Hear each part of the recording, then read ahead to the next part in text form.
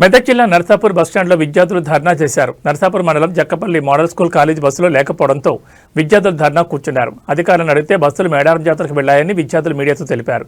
Depot manager అడిగితే మేడారం జాతరకు బస్సులు వెళ్లాయని తెలిపారు.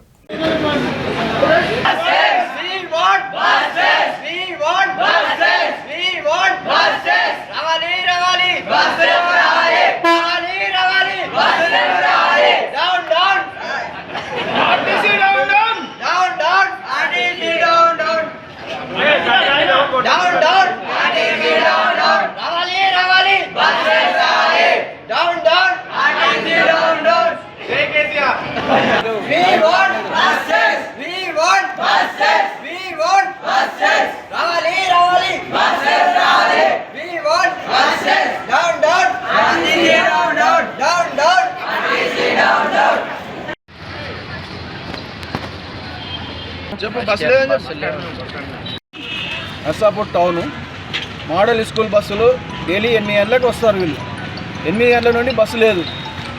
కంట్రోలర్ని క్వశ్చన్ చేస్తూ అంటున్నాడు, వస్తాయి లేకపోతే బస్సులే రావు అంటున్నాడు ఆయన. మరి స్కూల్ పిల్లల భవిష్యత్తు ఏం కావాలి? స్కూల్ పిల్లలు ఏం చేయాలి? ఇప్పుడు నడుచుకుంటూ పోవాలన్న వాళ్ళు డైలీ పాస్ తీసుకున్నారు. వాళ్ళు ఇప్పుడు వాళ్ళకి ఎగ్జామ్స్ ఉన్నాయి, ఎగ్జామ్స్ ప్రిపేర్ కావాలి. ఈరోజు ఎగ్జామ్స్ ఉంది.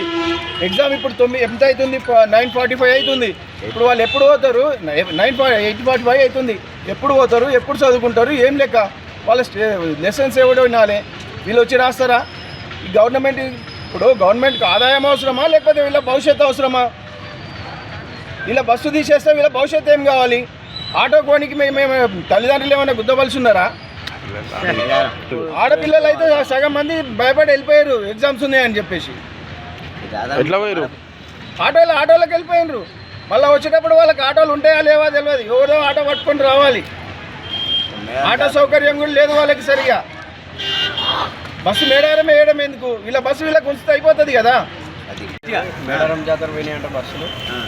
రోజు 8 గంటలకు వస్తే బస్సులు టీఎస్ఎంఎస్ జక్కపల్లి బస్సులు అయితే లేవు. ఇప్పుడు మాకు బస్సు కావాలి. లేదంటే ఇక్కడ బస్సు డిపో తీసేసేయండి. ప్రశ్నించే తత్వం ఉండాలిరా నాయన. బస్సులు మేము పాస్ చేపించుకున్నాము. ప్రశ్నించే తత్వం లేకపోతే ఇట్లనే వెనకబడిపోతారు. బస్సులు 3 ఉండేవి, 2 అన్నీ వేయాలి. బస్సులు ఒక్కటి కూడా లేరు. ఏమన్నారు కంట్రోలర్ అడిగితే రావుకోండి అంటున్నారు. లేవు, మీరు పోతా అంటే లేకపోతే లేదా అన్నట్టు మాట్లాడుతున్నారు. మాకు ఎగ్జామ్ ఉంది, టైం అవుతుంది. 9:30కి ఎగ్జామ్ ఉంది. ఇంకా 9 అవుతుంది. దాంతో పాటు ఆడపిల్లలు కూడా ఉన్నారు. వాళ్ళు ఎట్లా పోవాలి? మరి ఆటోలలో పోతారు. అందరు ఆటోలోకి వెళ్ళిపోయారు. ఫ్రీ బస్ ఎందుకు పెట్టినట్టు?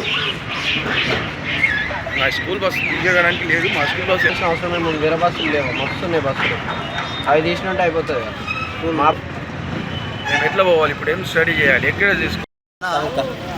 ఇది ఇప్పుడు కదన్న, ప్రతి సంవత్సరం ఇదే క్యాస్ట్ వస్తుంది. ప్రతి సంవత్సరం ఇదే ఎన్నిసార్లు చెప్పినాం వాళ్ళకు. ఆయన ఇంత పట్టించుకోరు, ఎవ్వరు పట్టించుకోరు. ఇక్కడ పేరెంట్స్కి ఇట్లా ఎన్నిసార్లు చెప్పినాము, పట్టించుకోవట్లేరు. ఇప్పుడు మా బిడ్డ నాకు ఆటోకి ఇచ్చి పంపించిన. ఇట్లా ఎన్ని రోజులు పంపించాలి నేను? ఇప్పుడు మా గల్లీలో 5 మంది 10 మంది ఉన్నారు, ఇంటికనే ఉన్నారు, వస్తలేరు. ఎవరు కొందరు ఆటోలో పంపిస్తారు. ప్రతి సంవత్సరం ఇదే బాధ వస్తుంది.